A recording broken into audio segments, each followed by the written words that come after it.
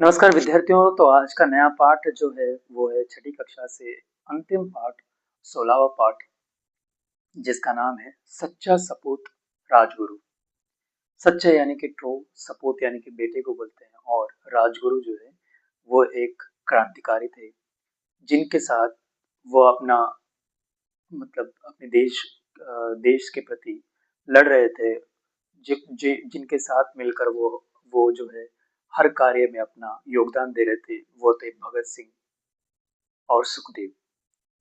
सो आपने सुना होगा, कहीं ना कहीं हमारे भारत का इतिहास रहा है कि भगत सिंह, राजगुरु और सुखदेव को 23 मार्च 1931 के दिन फांसी की सजा दी गई थी, क्योंकि उन्होंने जॉन सैंडर्स की हत्या की थी और कुछ मामलों में भी वो शामिल थे। तो उसके कारण उन्हें अंग्रेज सरकार द्वारा 23 मार्च 1931 को फांसी की सजा सुनाई दी गई थी।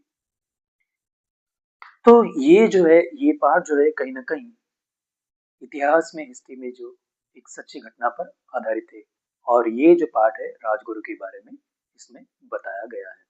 तो मैं धीरे धीरे से पढ़ते हुए आपको समझाने का प्रयास करूंगा। सुप्रसिद्ध क्रांतिकारी राजगुरु सरदार भगत सिंह के घनिष्ठ साथियों में से थे। उनमें अटूट राष्ट्र निष्ठा तथा असीम साहस था। यही वजह थी कि वे अत्याचारी अंग्रेजी सरकार के सामने कभी नहीं झुके। वे हमेशा यह तराना गुनगुनाते रहते, भारत न रह सकेगा हरगिज गुलाम खाना, आजाद होगा होगा आएगा वो जमाना, खून खौलने लगा है हिंदुस्तानियों का, कर देंगे जालिमों का हम बंद जुल्म ढाना। सो राजगुरु जी थे घनिष्ठ, यानी कि बहुत ही क्लोज जो है फ्रेंड थे किसके, भगत सिंह के। और उनके अंदर जो है राष्ट्रनिष्ठा यानी देश के प्रति प्यार जो बहुत था, और वो बहुत ही मन से चाह रहे थे कि इस देश को जो है अंग्रेजों सरकार से आजाद कराए। तो उनका जो एक वो उनका एक जो एक साहस जो था, वो कभी उन्हें झुकने नहीं दिया। वो कभी हमेशा डटे रहते थे, वो किसी से भी डरते नहीं थे। राजगुरु का पूरा नाम शिवराम राजगुरु था, लेकिन अपने साथियों में वे केवल राजगुरु के नाम से जाने जाते थे।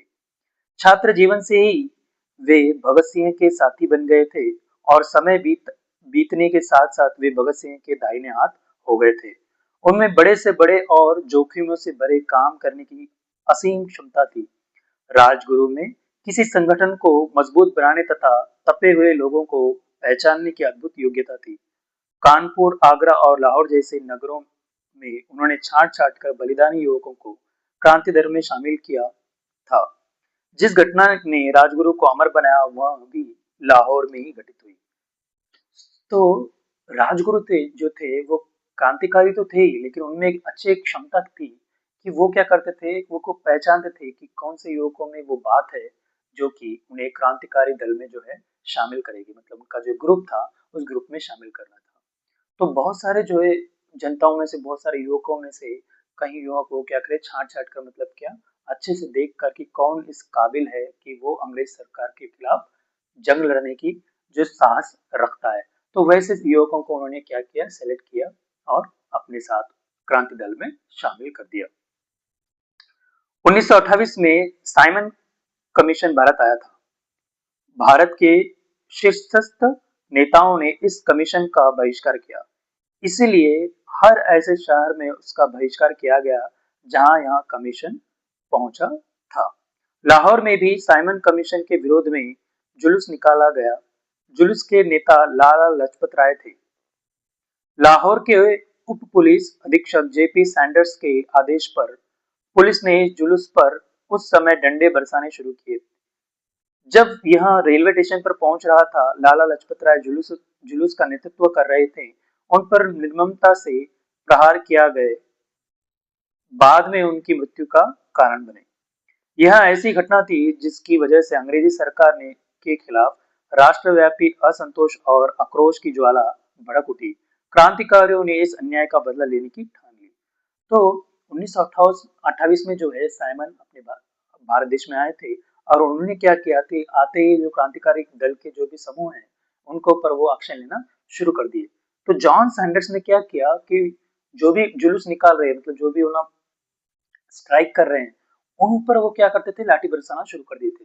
तो एक ऐसा ही जुलूस जो है लाला लाजपत राय जी ने लेकर वो जो है चल रहे थे जुलूस लेकर। तो उन्होंने क्या किया, सैंडर्स ने कि आदेश दे दिया कि उन पर लाठीचार्ज किया जाए। तो लाठीचार्ज उन पर किया जाने के बाद जो लाला लाजपत राय जी है वो बहुत घायल हो गए, बहुत चोटिल हो गए और अस्पताल पे उनका जो है निधन हो गया। निधन होने के बाद जो है अभी क्रांतिकारियों और भारत देश के जो भी नवयुवक थे उनके अंदर जो है एक तरह की ज्वाला जो है उमड़ने लगी। मतलब सभी लोग जो है बहुत क्रोधित हो गए, गुस्से में आ गए कि ये जो जिन्होंने जिन्होंने जो है लाठी बरसाई, साथ ही साथ उनका जो है एक अच्छे जो एक महावीर थे उनका जो है निधन हो गया। तो इससे जो है सभी लोग अभी बदला लेने के लिए ठान लिए। एक गुप्त बैठक में चंद्रशेखर आजाद, राजगुरु भगत सिंह, सुखदेव और जय गोपाल शामिल हुए और सैंडर्स की गोली से उड़ा देने की योजना तैयार की गई। इस कार्य के लिए दिन और तारीख भी तय कर ली गई। तो जो सैंडर्स ने जो आदेश दिया था लाठीचार्ज का, जिसके कारण लाला लाजपत राय जी जो है वो जिनका निधन हो गया, तो उनको मारने के लिए उनको प्लान मारने के लिए एक प्लान कर रहे थे कौन कौन, चंद्रशेखर आजाद जो भी क्रांतिकारी है, भगत सिंह, राजगुरु, सुखदेव, जयगोपाल, ये सब लोग एकत्रित हुए और वो लोग प्लान बना दिया और डेट भी और टाइम भी फिक्स कर दिया। 15 दिसंबर 1928 को शाम 4 बजे वीर क्रांतिकारी अपनी योजना के अनुसार अपने अपने निश्चित स्थान पर जाकर डट गए। सैंडर्स हेड कांस्टेबल चानन के साथ अपने दफ्तर से मोटरसाइकिल पर सवार होकर बाहर निकला। राजगुरु ने तुरंत उस पर गोली चला दी। निशाना अचूक था, सैंडर्स वहीं गिर पड़ा। भगत सिंह ने गोलियों की वर्षा कर उसे वहीं ढेर कर दिया। तो 15 दिसंबर 1928 को शाम 4 बजे जब सैंडर्स जो है एक कांस्टेबल के साथ वो जा रहे थे बाइसिकल पे, मतलब मोटरसाइकिल पर। तो मोटरसाइकिल पर जा रहे थे वक्त उन्होंने क्या किया, सबसे पहले राजगुरु ने जो है वो गोली चला दी, लेकिन गोली जो है सटीक निशाने पर नहीं लगी, जिसके कारण क्या हुआ, सैंडर्स जमीन पर गिर गया। सैंडर्स जमीन पर गिरने के बाद ही भगत सिंह ने जो है सैंडर्स को गोली मारकर उसकी हत्या कर दी, मतलब बारिश कर दिया, यानी कि लगातार कंटिन्यूअसली वो गोली मार दी उसको और उसको जो है ढेर कर दिया, यानी कि उसको जो है मार दिया। अब समस्या लाहौर से किसी प्रकार बचकर निकल जाने की थी। सरदार भगत सिंह ने अपने केश कटवा लिए। एक दिन वे दुर्गा देवी के साथ ठाट बाट से रेल के प्रथम श्रेणी के डिब्बे में सवार होकर लाहौर से निकल भागे। राजगुरु भगत सिंह के अर्दली बनकर निकल गए।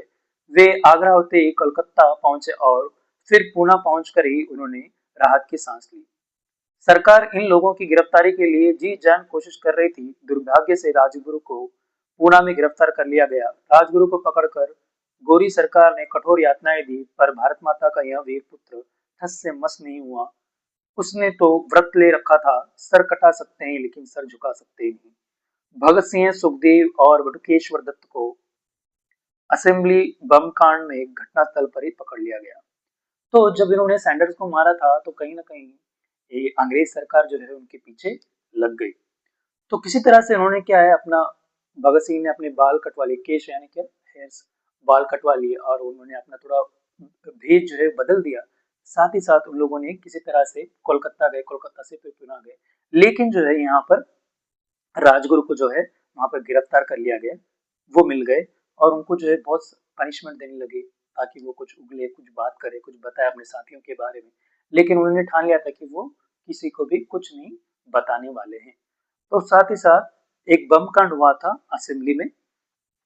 तो उस बम कांड में जो है भगत सिंह और बटुकेश्वर दत्त और सुखदेव को पकड़ लिया गया, गिरफ्तार कर लिया गया।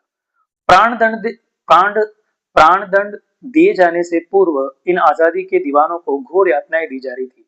उन पर मुकदमे चलते रहे। केस की सुनवाई लगभग 2 साल तक होती रही।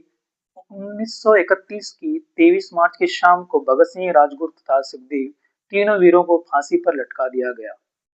अंग्रेजी सरकार इन तीनों महावीरों को फांसी देने के बाद इतनी डर गई थी कि उनके शव भी रिश्तेदारों को नहीं दिए गए। गोरी निर्गम सरकार ने तीनों शवों को मिट्टी का तेल डालकर उन्हें जला दिया और उनकी भस्म चुपचाप समीपवर्ती सतलज सतलुज नदी में प्रवाहित कर दी।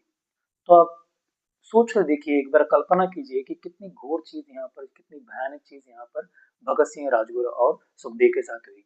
उन्हें 23 मार्च 1931 के दिन शाम को जो है फांसी की सजा दी गई और वो डर रहे थे कि अगर उनको फांसी की सजा देने के बाद अगर उनको शव जो है, उनके जो बॉडी जो है, उनके परिवार वालों को दी जाएगी, तो उनके परिवार वाले साथ ही साथ देश के सभी लोग जो है वो भड़क उठेंगे और उनको मार भगाएंगे। इस डर से उन्होंने क्या किया कि उनको उनके बॉडी पर तेल लगाकर भाई उनको जला दिए और साथ ही साथ उनका जो भस्म थी, राख जो थी, है ना, उसको जो है वो एक नदी में बहा दिए। तो इस तरह का एक बहुत ही मतलब दिल को छू जाने वाला एक ऐसा कार्य जो है अंग्रेजी सरकार द्वारा किया गया। राजगुरु की देश सेवा, उनका त्याग तथा मातृभूमि के लिए बलिदान सदा स्मरणीय रहेगा और उनके क्रियाकलापों के मातृभूमि के सच्चे सेवक युगों युगों तक प्रेरणा लेते रहेंगे।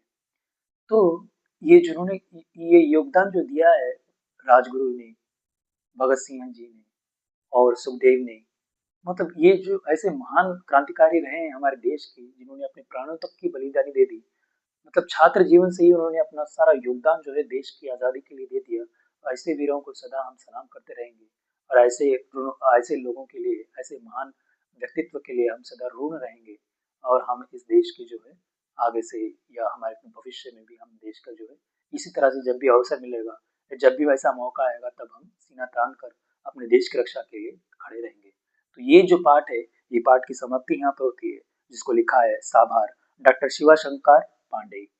और यह उम्मीद करता हूँ आपको ये पाठ समझ में आया होगा और साथ ही साथ आपको देश के प्रति भावना भी उत्पन्न हुई होगी। ऐसे वीडियोस के लिए मेरे साथ बने रहिएगा। बहुत बहुत धन्यवाद।